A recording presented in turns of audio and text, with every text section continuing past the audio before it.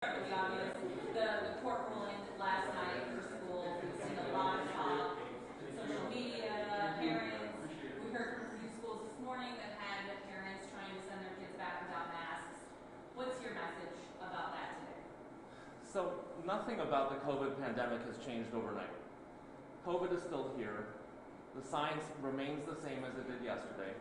We know that masks prevent the spread of COVID in our schools, in our communities, in our public and private settings.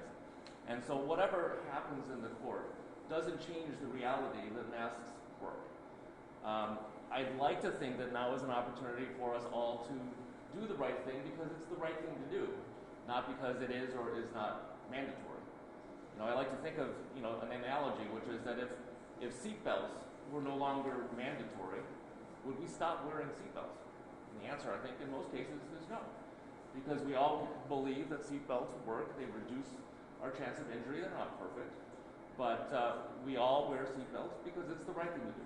And I'd like to think that now is our chance as a community to step up, work together, do the right thing for one another, and to continue to wear our masks. But there has to be then at some point, right? I mean, seatbelts we're going to wear forever, but masks, I know, hopefully, I guess, we're not, right? Right. And our numbers are still high. I mean, they're certainly declining, which is very reassuring. But we have to remember that that decline occurred during when mask use was actually quite good. The worry we have is that if everybody starts to get casual about their mask wearing, then we'll have a rebound in things, and nobody wants to see that. I think now is our opportunity for everybody to step up, do the right thing for one another, because we all want to return to that day where it's not necessary to wear masks in most places, but we're not there yet. COVID is still here. I, like everybody, want to see the end of this crisis just like you all do. But, just because we're sick of it doesn't mean that COVID is sick of us. There's a lot of talk about COVID eventually becoming endemic. What do you think that looks like, and when do you think we might get there? Well, it's hard to say. We look at history to the extent that can predict anything, and the 1918 influenza pandemic, saw that influenza was around for decades. But certainly the acute part of that crisis ended after 2 or 3 years. And my hope is that we'll be, seeing the end of this pandemic sometime this year. But that all depends upon our ability to work together. If we see another variant arising somewhere across the globe and it finds its way here to our region, then things will have to change. But my hope is that with the tools available to us, with vaccines, with masks, with the boosters, we can all take control of our future here in Monroe County and across our region. So will it remain endemic? I believe so. There will be versions of this coronavirus in our community, for years, most likely. But the severity of that, the impact that will have on schools and businesses and one another, I think that is to be determined and largely going to be an effect of how we work together, today and beyond. Is the county considering having their own mandated while other local? Well, we're certainly in discussions. Nothing has changed.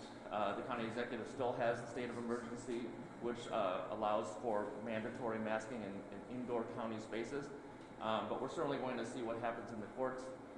My message to everybody is let's remember that the science is what should and has governed what we are doing and recommending.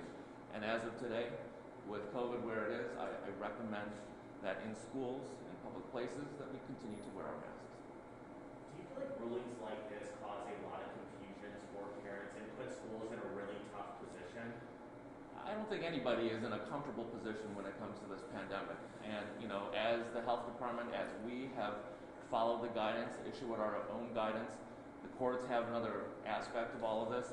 It certainly does make for confusion. And I do think that now is a turning point. It's an opportunity for all of us to pause and try to remember who the real enemy here is. It's not the courts, it's not the health department, it's not your school board, it's COVID.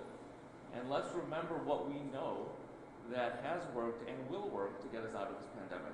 I do think that with all this confusion, there is a silver lining, which is that maybe we can go back to basics and think about the science and think about one another and find an end to this thing. Maybe vaccinations. Are we where we should be with vaccinations? And if not, what do you have to say to the public? We've come a long way with vaccinations. We see that our adult population is very highly vaccinated. Does it mean that we don't have more to do? No, we have a lot more work to do. We see a lot of disparities between various parts of our county, We know that the city of Rochester is below average. We know that parts of western Monroe County and certainly across the region are below average. We want to continue working there. You know, my biggest concern right now is the 5 to 11-year-olds. The vast majority of our 5 to 11-year-olds have not yet had their first series or even their first shot. And as schools and parents contemplate whether to send their children to school with a mask or not, I get very worried because that population is just as susceptible now as it was 2 weeks ago if they're not vaccinated. So, you know, we do have the opportunity to take matters into our own hands, to send our kids to school with a mask and to get them vaccinated as soon as possible. Any update on test and play?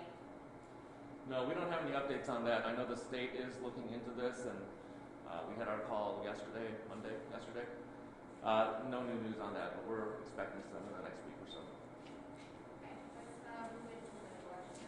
Just real quick question, how often have you given blood, Dr. Mendoza? I last gave blood in the summertime, I think. As soon as I can get around to it, sure. Thank you, Dr. Mendoza. I Thank you. appreciate it. Have a great day. Thank you. While Dr. Mendoza is getting set up there, if there are any additional questions for the rest of the speakers,